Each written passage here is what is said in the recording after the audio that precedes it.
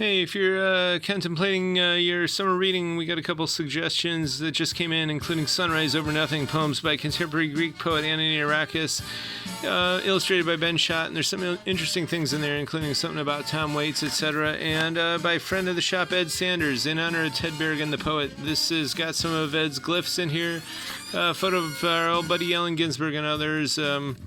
Pretty cool. Speaking of cool, Ramones, self-titled debut from '76, Terre Haute pressing. Very few rock records are considered the record, something as important and potent as this, but it's got it all. And actually notice the Cub Scout belt, but also for the first press, its first track is Blitz Krieg Bop, and second is Beat is on the Brat. Pretty interesting. And 77, 1 year later, Rocket to Russia, the Jacksonville pressing. This is also real nice and minty. They both have their inners. And 1 year later, the Stranglers did this punk record, Black and White. There's a limited edition, gray marble vinyl, pretty cool. And television, Marquee Moon, interesting, specialty pressing copy. But this post-punk record had a lot of influence on a lot of musicians and movements. 10cc Art Rock, How Dare You, from '76, just gorgeous photography in and out, including a big gatefold that tells quite a story. And they did reggae pop then a few years later with Bloody Tourists. Blue transparent vinyl on this Foghat, Stone Blue. Chris Connor from '56, good monovocal jazz. If you're into Julie London, definitely check out these numbers. There's Get Out of Town, Where Are You, Anything Goes, etc. And here's a rarity from Parma, Normandy Instrumental Yearbook from 1976, Douglas Patty William Lake, beautiful modern symphonic classical. Kind of reminds me of the high school band shots in the film Jaws 2 from '78, but even better, it's got Gustav Holst, who of course did The Planets and is also known for his very haunting scores, as well as like Punchinella by Alfred Reed. These were all instructional writers. Leland Forsblad's Edifice, John Tackenhorst, and it's very pleasant to listen to. Jodo Kast, 20 years old now, some breakcore jungle, a very scarce daywalker.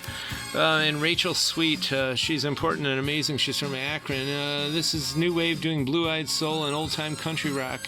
Her first hit was Baby. It was an Isaac Hayes and David Porter song, and she was only 15 when she recorded it. She quit high school for her career. And she was one of UK Stiff Records' top people. They started pub rock, and I know they got swept into the whole new wave punky ska stuff. She's got the Stiff Records jacket patch on here, and some of her label mates help out, like Elvis Costello and Lean Lovich on the next one. And we do have the next one. This is great, from '81. I know she ended up living in one of Madonna's homes, but not too much went into her career after like '82, '83, and it's really a darn shame. She's got an amazing voice. She does an absolutely killer version of Shadows of the Night in here. It was a song written for a teen punk runaway movie called Times Square. And then basically Pat Benatar did the radio-friendly pop edition, but this sounds like it's an early Springsteen written number backed by an early E Street band. It's killer, and so is Everlasting Love, done with Rex Smith. These are definitely records to own and have and play a lot. Talking Heads, Psycho Killer, from '77, UK Europress, beautiful, minty. Fleetwood Mac, The Rock Hoppers Live, you never see this around. And you never see this, Jefferson Airplane Bark with the original outer bag, and this does totally unfold into a giant grocery bag with a bunch of Jefferson Airplane facts, info, and photos on it. And Bobby Goldsboro, Soft Country Rock from '73, Spandau Ballet from '84, promo copy. Bananarama, Rise, Herb Alpert, the 12-inch. It's a beautiful mix of disco and Latin jazz, very lush. And Tootie Fields, actually Sophie Feldman. It's a comedy lounge act record from '69. It's pretty scarce. It's she did her stuff in Vegas. It's actually pretty off-color, and it's also signed. Halaloma, this is pretty much an Exotica standard. Everyone's got to have it.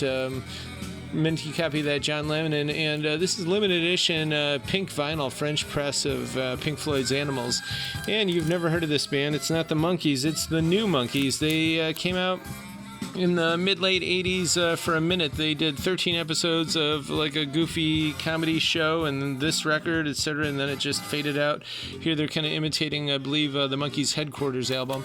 And New Order, Power, Corruption, and Lies. This looks brand new, but it's, believe it or not, from 1983, and it doesn't even look played. It's incredible stuff. So check this out. We're open Saturday 11 to 6.